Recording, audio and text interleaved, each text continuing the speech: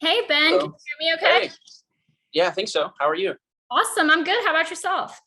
Yeah, doing good, doing good. Great. Well, thank you so much for spending some time with us this afternoon. We appreciate it as we get ready to head to Knoxville this weekend. Um, why don't you just start us off by, taking us through last year a little bit. You started 18th. You worked your way up to a top 10 finish. Came home 7th. Obviously, you found something there that was working for you.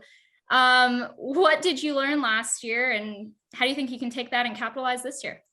I mean, kind of a loaded question to be honest with you. The racing last year was just really, really, really rough. I think that's the best word for it. It's just rough.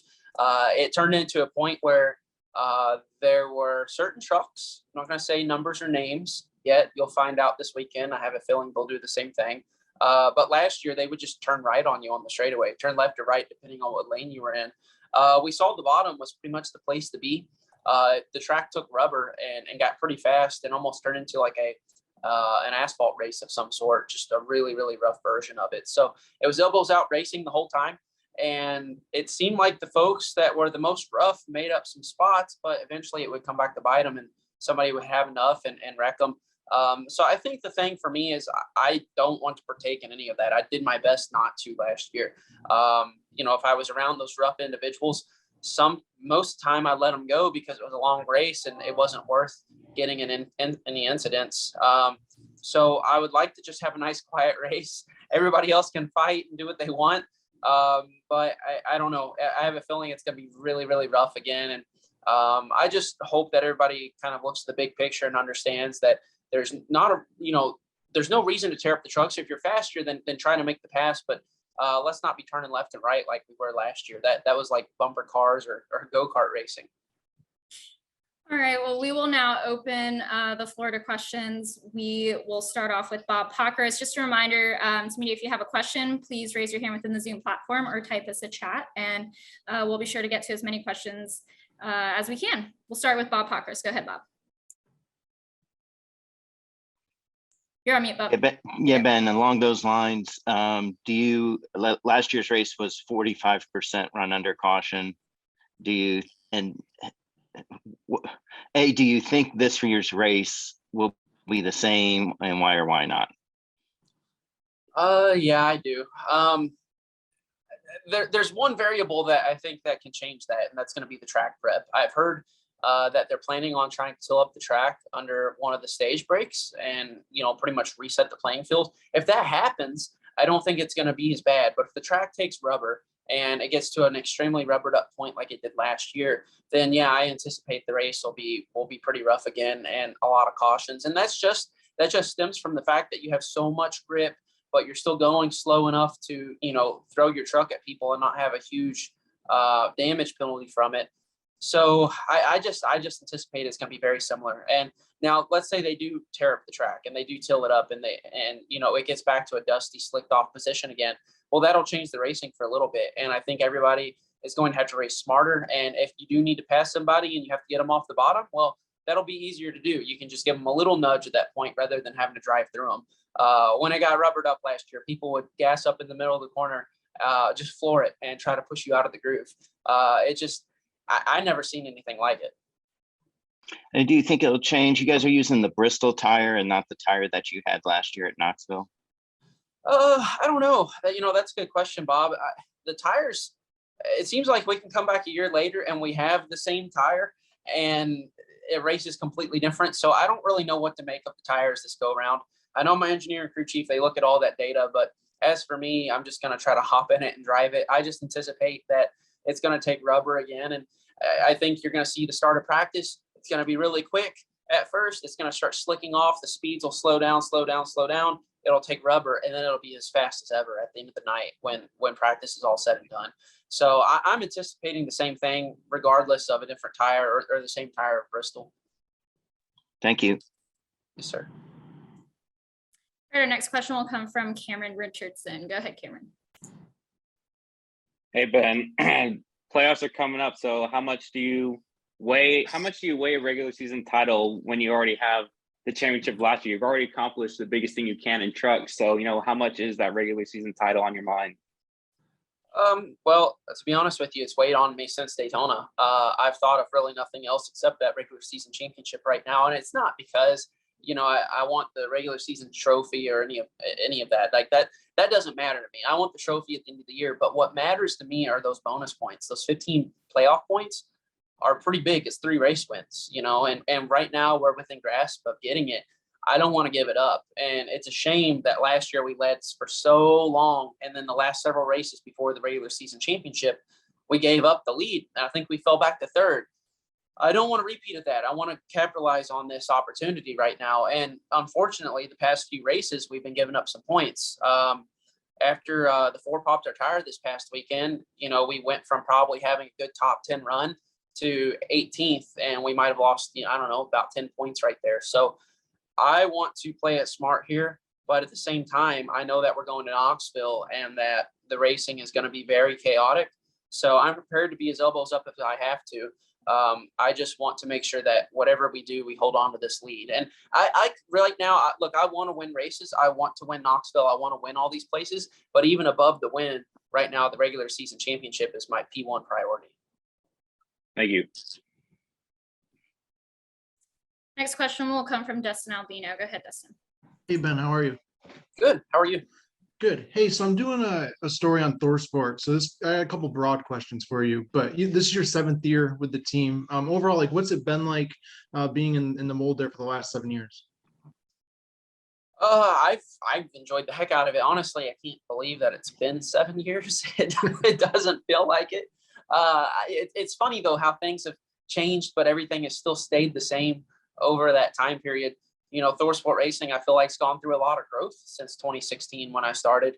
Matt Crafton got a championship. I got a championship. We've seen a lot of different drivers come and go. But one thing that's really stayed the same has been their commitment to the truck series and that steady growth that they're committed to. Now you see us running 5 trucks out of ThorSport occasionally at races. And I mean, last year, that was the first time with Paul Menard. Now, they're doing it with Johnny Sauter. I think that just speaks volumes about how they're building everything and how they're trying to build everything in house now, and how they're building this steady program year over year. I think ThorSport's been in it for 27, 28 years now. So a very long time. I'm pretty proud to say that I've been a part of that history. And they got a lot of the records. Obviously you got the championship last year, but like what is it like just being one of the drivers that deliver them a championship? Well, I guess I hadn't really thought of it in that sense, that we were the one that gave them the owners and the drivers, as much as I really enjoy just hearing the stories about what ThorSport was and what it is today. I'll bring up random drivers or random trivia about racing to Duke or to whoever at ThorSport that's been there a long time. And they'll come back with things that I never even knew about the team, drivers that drove for them, 10, 20 years ago, or almost 30 years ago. And it just blows my mind. They've had such high level talent that I've raced for them. I don't know. It's humbling for me to know that, I'm in that same, I'm in that realm. I'm racing for somebody that has all this experience and has all these people that they've surrounded themselves with. And I'm one of the small, people that have done it. I don't know. That's really humbling to me. I don't know if there's a good way to describe it, but they'll tell me stories and it just blows my mind. I just get a blank stare and I'm just like, whoa, it's kind of crazy. Well, thanks, Ben. Thank you. Next, we'll go to Mike Hembry. Go ahead, Mike. Hi, Ben. You talked about the rough driving at Knoxville last year. Was there any other race last year that even remotely compared to it in that sense?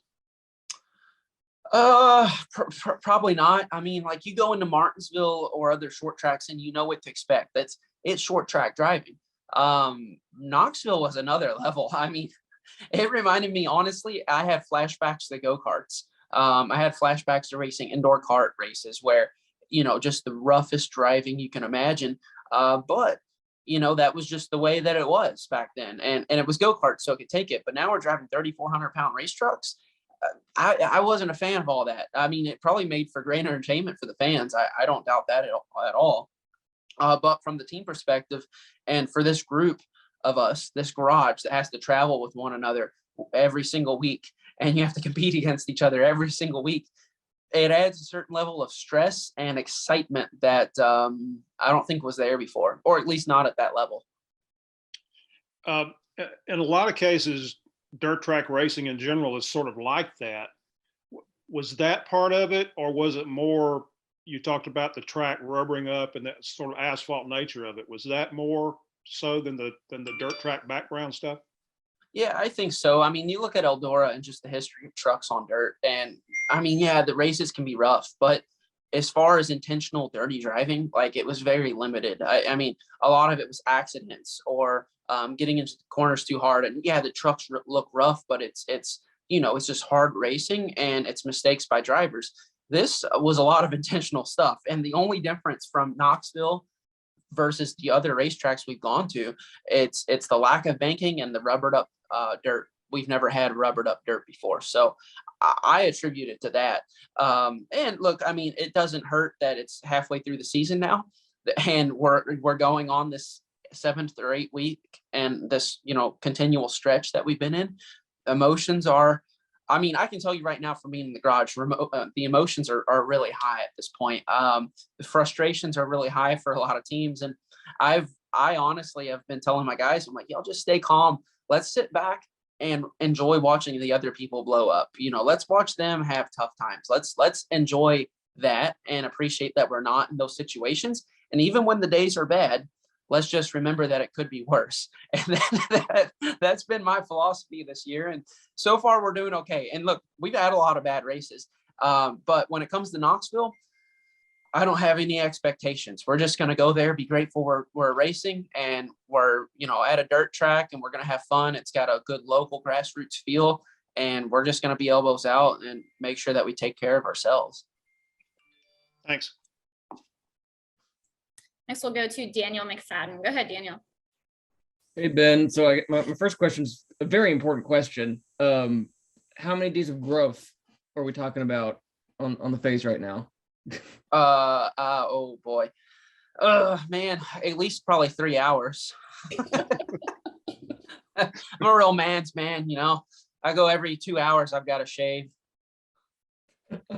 So yeah, I don't think I've ever seen you with facial hair, so I had to ask. My problem, look here, I'll go ahead, we'll get personal here. My problem is that I have a baby face, so yeah. I've also got very sensitive baby skin, so I've got to wait until it's like the day of the race to clean up, or otherwise it just gets real bad. All right, okay. So you mentioned Martinsville, and I'm curious, does Knoxville kind of race like a dirt Martinsville in any kind of way? Yeah, I think so. I mean, honestly, we're going to this track with reinforced everything, which doesn't happen unless you're going to like a Martinsville. And we're planning on approaching it just like a short track, just like Martinsville. So, I mean, I think you hit the nail on the head for sure. So driving wise, can you take anything that you would do at Martinsville at Knoxville, especially when it gets into that rubbered up stage? Yeah, a little bit, mainly the rubbered up stage. Before that, I mean, it's 100% dirt. It's like, whoa, we're at a dirt track. It feels like dirt, drives like dirt. But once it gets rubbered up, yeah, you can take a little bit of what you learned from Martinsville. We're going to approach it a lot like that race as far as setup and package goes. And then as far as my driving too, like the plan, Martinsville is all about keeping yourself out of trouble. And I find Knoxville is similar in that regard. The thing about Knoxville, though, is it was nose to tail like the whole way through the field. At least Martinsville, you get some breaks, right? And there's not much room to hide at Martinsville, but you can kind of find it if you're smart. I didn't find any room to hide last year at Knoxville. Before I knew it, we had a bumper bar hanging out of the nose, and I'm getting black flagged, and I don't even know what's going on. They told me I looked like a unicorn, and I didn't understand what that meant. I had to go back and watch the replay, and it's like we're getting black flagged, and here these trucks are that have like James Bond spike wheels coming out, and I've got like a unicorn hanging off the front end. It's just going to be plain and simple. It's just going to be wild. Last week, Haley Deegan talked about how she thinks the truck series needs more discipline and structure. I was curious, what your views are on that and what you think needs to be done to implement that a little bit. Thank you. Well, I mean, I don't know if it needs more discipline and structure. I mean, people are what they are, and people are going to race how they race. I see it as is okay. Well, right now, if we're close enough, there's enough parity through the field that we're close enough. We're running over one another. Well, give us more horsepower. Give us something that really, separates it. It makes it hard to drive. Sonoma was a really, really hard race to drive. And I mean, other than the restarts, I think everybody did a really good job of keeping clean and racing, really hard and side by side. So it just comes down to these restarts. I mean, we have stage racing now, which brings people back together. On the restarts now, it's harder than ever to pass. We go to some races, they've got this resin down that can alter the racing groove a little bit. So everything that's being done is bringing the field closer and closer and closer, which is making better and better racing for fans that are watching. I'm told every week by fans that they love the Truck Series. This is in person. They love the Truck Series and that they don't miss a race. And I say thank you, because we're driving our butts off and it's really stressful racing in such a close field right now. I mean, people ask all the time, they think, is this the closest you think the Truck Series field has ever been? And I do. I mean, without a doubt, the last 7 years that I've been doing it, I feel like it's the toughest and the closest. And that's motors, that's bodies, that's the tires, that's the track prep. It's the new rules package, the bump springs, it's everything. So, if you want to get away from close racing, then maybe, you change the rules up some. But I think the racing's close. It's fun to watch. You just got to find a way to navigate it. And that's not easy. You almost have to set out your season and say, I want to finish X amount of races. And you have to give yourself X amount that you're going to set aside for being wrecked. And I mean, that's just what we've done. I know I'm going to get wrecked this year. It's just a matter of how many. I've had my fill, though. I'm good. I don't need to be wrecked no more. I think I've been wrecked 4 or 5 times now this year. So no more would be great. All right. Thanks, Ben. Right, and we will take our final question for Ben from Matias Viana. Go ahead with your question. Hello, Ben. My consult is, depending on the championship and regular season, what good is a good result in Knoxville Raceway that you won in Bristol Depth a couple of months ago? Yeah, I mean, I think a good result at Knoxville to me looks like solid points. I mean, I would like a top 5, right? But I need good stages, and I would like to have more stage points than anybody at Knoxville. If not, then at least more than the folks that are immediately behind me, and a top 5. That would be successful Knoxville for me. And I think that picture changes, as the season goes on. Those goals stay the same, but the picture changes depending on how close they get to you in points. So we're taking it race by race right now. I think it's 4 or 5 until the end of the regular season. And I'm going to do everything I can to hold on to it. Again, it would just be a huge kick in the shorts right now to lose it so close to the end. We fought and fought and fought. We've held on to it till now. But yeah, a good successful race at Knoxville would be, more points than the people immediately behind me. It doesn't matter if we get a win. I would like the win. I mean, obviously every weekend I want to win, but that's a lot easier said than done. So I just got to take it with good goals that I know we can accomplish and, not get wrecked. I think that's the biggest thing. Thanks, Ben. Very good luck in Knoxville Raceway. Thank you. All right, Ben, thank you again for jumping on with us this afternoon, and we'll see you this weekend in Knoxville. All right. See y'all later. Thanks. Thanks.